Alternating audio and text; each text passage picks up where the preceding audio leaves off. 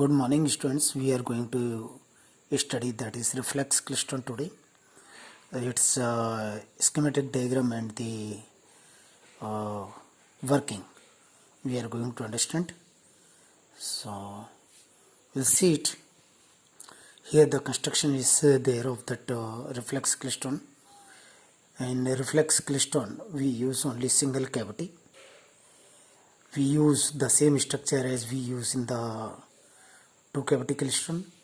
One filament is there, one cathode is there, one anode is there, and single cavity we are using, and one repeller is there in place of collector.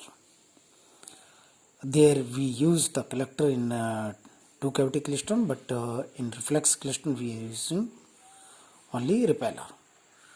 And when we switch on the reflex klystron, that time the cathode is set onto the negative beam voltage and negative repeller voltage, whereas anode is placed at the positive potential with reference to the cathode and with reference to the repeller. Here the anode and the cavity both are placed at the same potential.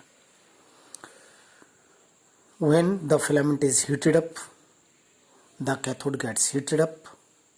Once the cathode gets heated up, thermionic emission of the electrons take place. The electrons are emitted. They pass through the anode.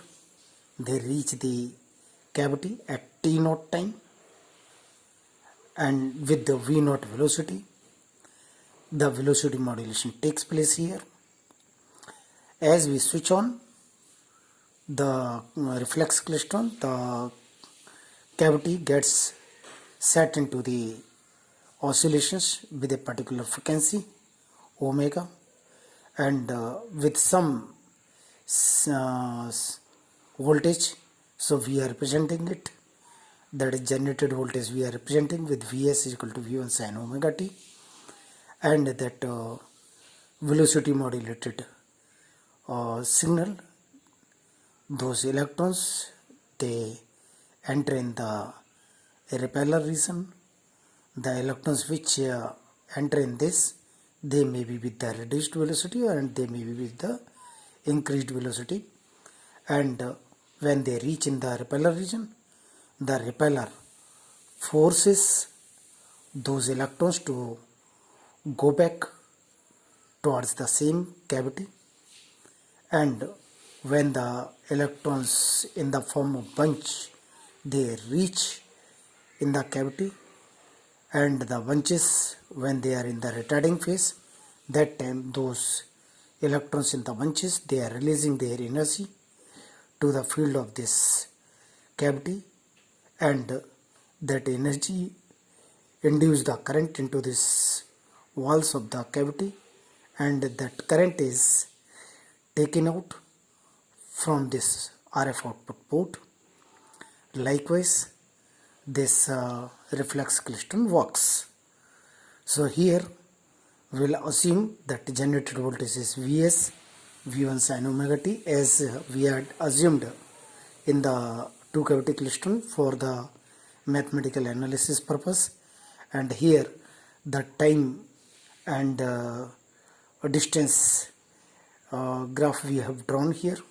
So one on the z axis, here we are assuming that the beam is traveling the z direction, and it is the electrons are entering at T0 time, but they are leaving the cavity at T1 time for the repeller region, and when the electrons come back from the repeller region to the cavity, that time they are reaching at the T2 time.